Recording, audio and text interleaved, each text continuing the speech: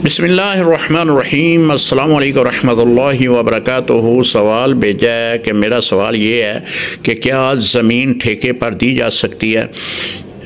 जी मोहतरम, ज़मीन ठेके पर देने के कई तरीके हैं, जिनमें ज़्यादातर 4 तरीके मशहूर हैं। उनमें एक तरीका जो इमामुल अंबिया हुज़ूर अलैहिस्सलातु वस्सलाम के ज़माना अक़दस में था, जिसकी पहली सूरत ये है कि ठेके पर देने वाला जो आदमी होता था वो कहता था कि जो नहरी किनारे यानी जो नहर के इर्द गिर्द की ज़मीन है उसकी फसल मेरी होगी, और जो नहर के दूर वाली फसल है वो तू रखेगा। तो ये मामला तय किया जाता था। तो ये जो ठेका है शरीयत ने इसे जायज़ नहीं लिखा। दूसरी सूरत ये होती थी कि पहले मामला तय कर लेते थे कि मैं जो ज़मीन तुमको दे रहा हूँ उसमें जो है वो 20 मन 50 मन आप मुझे देंगे, गंदम या कोई भी जो भी उसने फसल उगाई है वो आप मुझे देंगे और बाकी आपकी होगी। यानी ख़ास कर लेना कि इतना हिस्सा मैं लूँगा और बाकी तेरी होगी।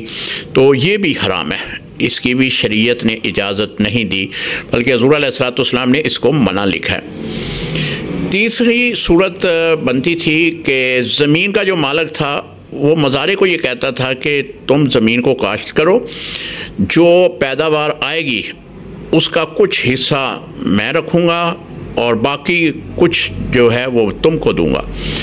तो ये भी सूरत जो है ये भी जायज़ नहीं है, इसको भी हराम करार दिया है।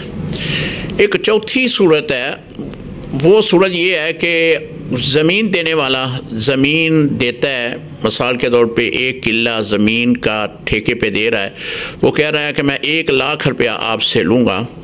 तो वो 1 लाख के बदले में 1 किला ज़मीन का ले लेता है 1 साल के लिए। अब उसमें जो भी फसल उसकी उगती है, फसल उसको हासिल होती है, वो ठेके पे लेने वाला उसको अपने पास रखता है, लेकिन उसको 1 लाख रुपया उसका बदले में दे देता है। तो ये शरअन जायज़ है।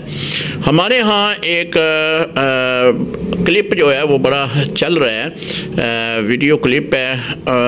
लोग जो हैं वो हमारे दारुल इफ्ता में कई बार उन्होंने ये मसला पूछा है। आज इस मसले की मैं बड़ी तफसील के साथ वीडियो अर्ज़ कर रहा हूँ कि ये जो मैं 3 तरीके पहले बताए हैं, ये तरीके तीनों हराम है, इसकी इजाज़त नहीं है।